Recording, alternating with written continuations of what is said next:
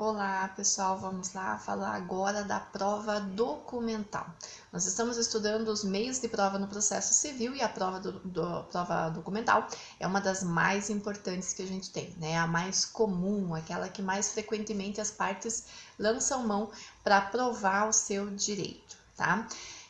Qual que é o momento de produção da prova documental, né? Quando que a gente vai fazer a produção dessa prova, quando que nós vamos produzir efetivamente uma prova documental. Via de regra, na inicial e na contestação. A gente já começa produzindo prova documental no processo, tá? Então, diversamente de outras modalidades de prova, em que por vezes a gente solicita ao juiz, pede o deferimento da produção de alguma prova, como a pericial, por exemplo, a prova documental ela já vem de antemão junto com a manifestação da parte e, frequentemente, o momento de produção de prova documental é a inicial para o autor e a contestação para o réu. A primeira vez que eles falam aos autos, eles já trazem consigo, para corroborar os seus argumentos, a prova documental. E aí nós temos lá o artigo 434, que trata da prova documental no CPC, que diz assim: incumbe à parte instruir a petição inicial ou a contestação com os documentos destinados a provar as suas alegações, ok?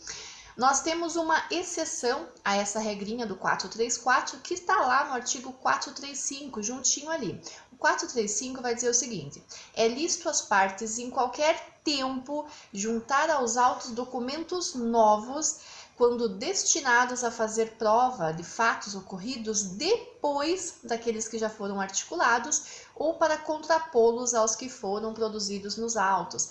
Esse artigo 435 CAPT está trazendo para nós uma exceção à regra do momento da produção da prova documental.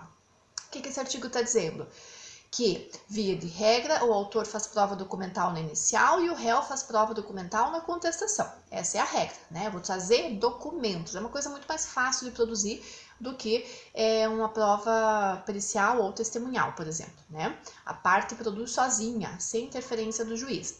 Só que esse artigo 435 está excepcionando essa regra e dizendo que, eventualmente, vai ser possível que as partes tragam prova documental, ou seja, apresentem documentos fora desses momentos. Ou seja, vai trazer um contrato não no inicial, o autor, né? Mas depois da inicial, depois da contestação, lá no meio da instrução probatória, ou o réu também não trouxe o documento na contestação, mas depois no curso do processo ele trouxe um documento.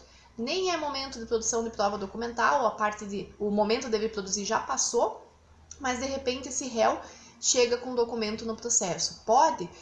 Pode, desde que esse documento seja considerado um documento novo, que a parte não tinha conhecimento antes, quando do seu momento de manifestação regular, né, de produção regular da prova. Então é algo condizente ou referente a um fato novo, um fato superveniente, que foi produzido e que aconteceu em momento posterior à manifestação originária da parte no processo. Então, nesse caso, a parte comprovando que esse documento é novo, que ele não foi concebido ao tempo da contestação ou do ajuizamento da ação, aí sim esse documento pode ser juntado, tá? Excepcionalmente, porque senão vira uma bagunça. Vocês já pensaram se a gente fica juntando documento no processo toda hora? Vira uma bagunça. Por quê? Porque o próprio código diz que sempre que uma parte juntar documento, a outra deve ser intimada para se manifestar.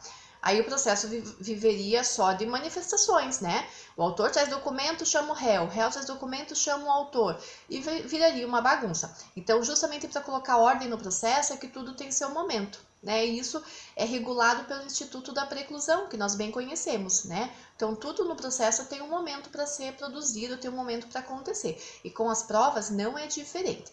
Como a prova documental é algo que já começa o processo com ela, né, aparecendo nos autos, então a gente tem essa regrinha. Primeira vez que você falou no processo, já traz a sua prova documental. Excepcionalmente, com base no 435, você pode produzir depois, tá? O parágrafo único ainda complementa, né?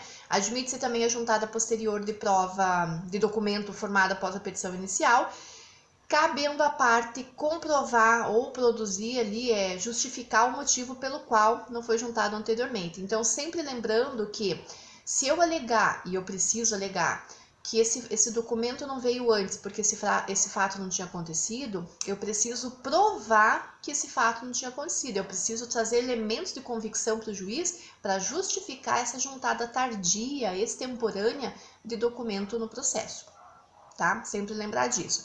E aí o que eu estava falando para vocês da intimação, essa regrinha, é a regrinha do parágrafo 1º do 437, que se refere à intimação. Sempre que uma parte junta documento, a outra tem que se manifestar, né?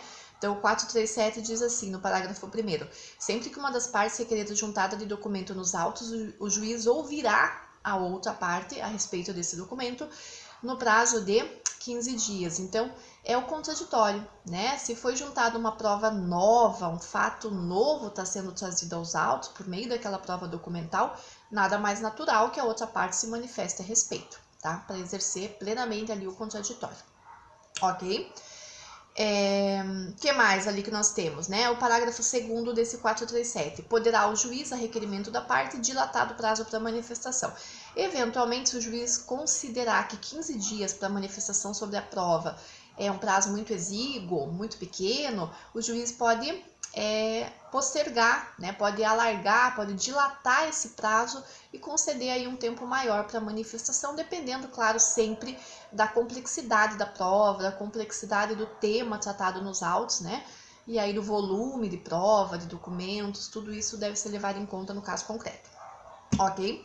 Só cuidado, eu coloquei ali, né, cuidado, porque sempre que foi juntado um documento novo no processo, é preciso que a parte se manifeste a respeito dele, se for o caso de alegar falsidade, de alegar qualquer vício nesse documento, a parte tem que alegar isso na primeira vez, no primeiro momento que ela se manifesta sobre o documento. Se ela não falar sobre isso no momento que lhe foi oportunizado ali para falar, essa manifestação está preclusa. Isso está lá no 411 e no 412 do CPC. Né? Então, se o documento apresentado por uma das partes não for impugnado no momento já imediatamente posterior, no momento seguinte, a gente considera que esse documento seja autêntico, porque a gente faz incidir aqui a preclusão, né? A preclusão a respeito da manifestação sobre esse documento, tá? Outra situação de autenticidade, de presunção de autenticidade, a gente tem ali no 411, bem expresso, que diz assim: considera-se autêntico o documento em que o tabelião reconhecer a firma do signatário, em que a autoria estiver identificada por qualquer outro meio legal de certificação, inclusive por certificação eletrônica, e o documento que não for impugnado pela parte contra quem foi produzido. Então, além disso que eu falei dessa questão da impugnação, o 411 traz outras duas hipóteses de presunção de autenticidade do documento, ou seja, se um documento novo foi juntado no processo, ou ainda que não seja novo, foi juntado na inicial um documento, se eu, na contestação, eu que sou réu, não impugnar esse documento, presume-se que esse documento seja verdadeiro, porque a mim cabe rejeitar a validade daquele documento, a idoneidade daquele documento, e eu preciso fazer isso no momento seguinte ao que eu tenha manifestação. Então, foi oportunizada a manifestação sobre aquele documento, é ali que eu tenho que falar sobre a autenticidade daquele documento, que eu tenho que arguir falsidade documental, por exemplo, ou requerer alguma dilação probatória em cima desses documentos, tá? O que o 411 está dizendo para nós é que os documentos que são produzidos por tabelião, que têm reconhecimento de firma feito por tabelião, aqueles, como nós já dissemos, que não foram impugnados, e aqueles que tiver autoria eletrônica, que tenham certificado digital, que sejam extraídos da internet, mas com certificado digital, são documentos que a gente presume autênticos, tá? Então, sempre cuidar dessa regrinha do 411, que trata da presunção de autenticidade, presunção legal de autenticidade, tá? E o 412 ainda corrobora isso que a gente falou, né? O documento particular cuja autenticidade não se duvida, prova que o seu autor fez a declaração que lhe é atribuída. Ou seja, se você desconfia da autenticidade de um documento particular, você precisa arguir essa questão no processo. Se você acha que ele é falso, você tem que arguir a falsidade. Se você acha que ele não é idôneo, você tem que falar dessa sua desconfiança quanto à idoneidade do documento. e isso deve ser provocado no processo tão logo você conheça do documento e possa se manifestar sobre ele, tá? Nós já continuamos a falar aqui da prova documental.